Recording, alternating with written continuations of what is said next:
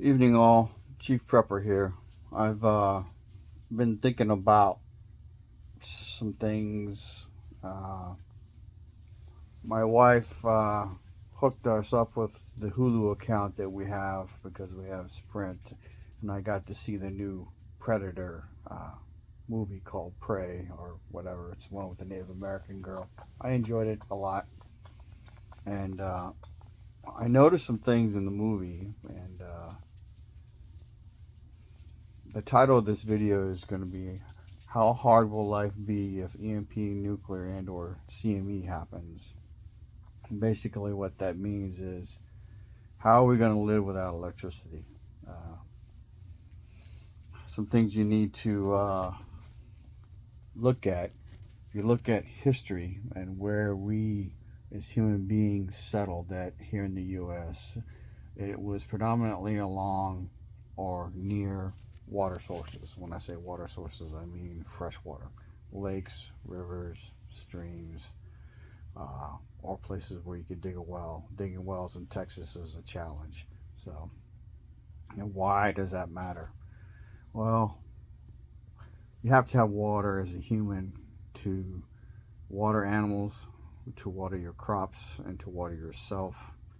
And if you look at almost any of the movies you watch, westerns or historical movies or whatever, if you look at Native American movies or stuff with Native Americans, how much time and energy was spent on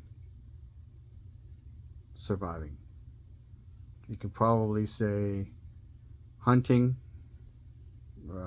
foraging, processing animal hides so you got something to stay warm in the winter, uh, shelter, Indian teepees or log cabins for the settlers, and then security.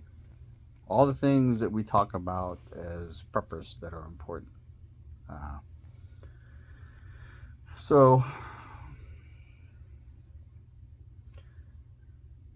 we talk about in the prepping communities the zombies, the people who aren't awake, the people who don't get it. And now you have to imagine all those people in the city who cannot garden, cannot raise crops.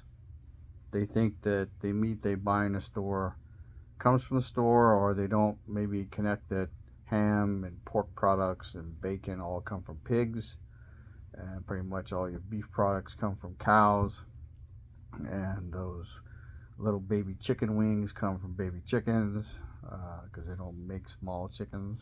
So people don't know that those chicken wings that they're scarfing on are baby chickens, or that they came from an animal, or how to process that animal. Now, I feel confident that I could process a cow, probably a pig. Uh, I wouldn't know exactly how to cut it up, as in for meat portions. I know the back straps on both of those are the tenderloin, and I know that you got rump roast and you got chuck roast and you got all that stuff. But I mean, and hams for the pigs. But I don't know how to cure the meat.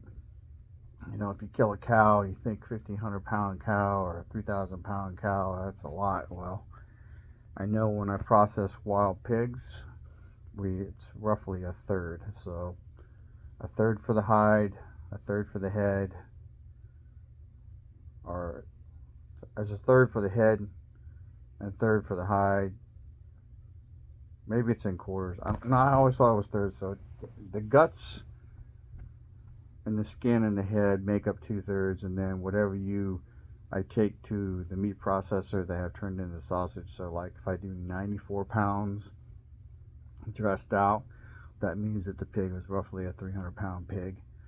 Uh, and then if you're doing, when I take it, it's quartered and cut up, so there's still bones in it. So you take, if it's a 94 pounds dressed out, then you're probably going to take 20 or 30 pounds from that processing weight that I turn in to be removed as bones. And then I normally add in what I call half and half, where we do half wild and half domestic. And you do that because the wild pork tends to be a lot more leaner. But a pig's layout and innards and a cow's layout and innards are very similar. and the skinning and cutting out process would be very similar. But what I don't know how to do is process the meat. I could definitely cut it up and put it on a skillet and cook it and eat it, but the other stuff is a challenge. So think about all those people in the city who have no idea, and that the fact that they're going to show up hungry and probably in a bad mood. They may show up and be cordial, but if you turn them away, they ain't going to be cordial when they come back. I'm not advocating violence, but I am advocating your ability to defend whatever you have. So I showed pictures of lists. I recently purchased PVC pipe for a van life shower for worst case or emergencies, and it's not finished. I haven't even cut it up and pieced it together, because you've got to kind of test fit everything and lay it out wherever you're going to use it. But I did get some bolt cutters.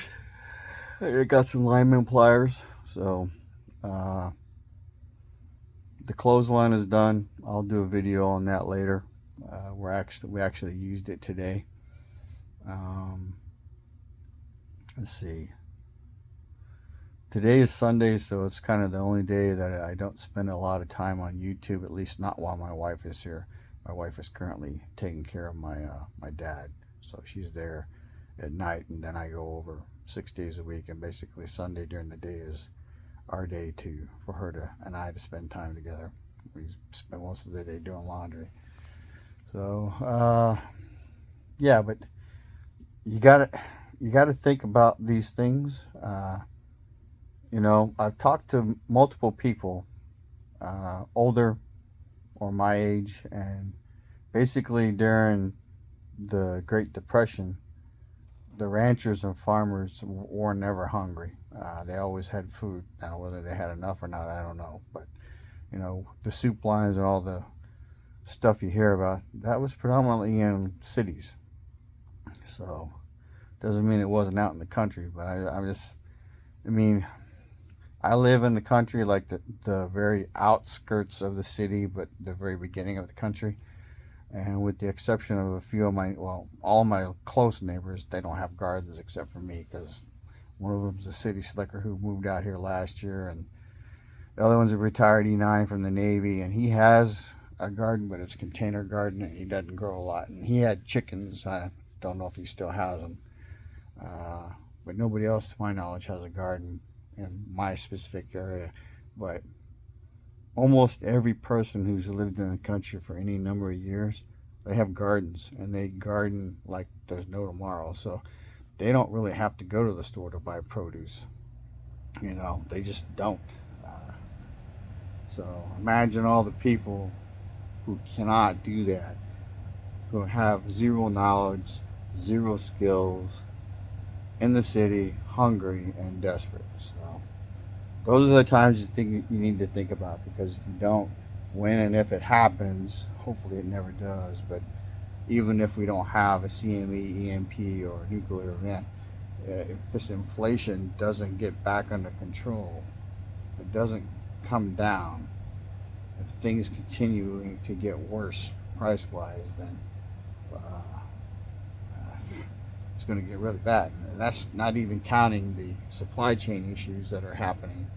You know, I got to go get some oil filters for my wife's car, for my car, oil for her car, and probably oil for my car, because that's what I drive the most. And I still need to get some more oil for my truck and oil for the van. I have filters for the van and filters for the truck. And the oil that I use in my 1 ton is the same oil that I use in her old truck. It's 10W40. So have that on hand, and make sure you're up to date on your maintenance. Just oil and stuff and repair parts is getting hard to get. So anyway, y'all stay safe. I hope you had a great Sunday. I had a good one. Thanks to my wife for hooking up Hulu and us getting to watch the new Predator movie. That was really cool. Anyway, Chief Prepper, out.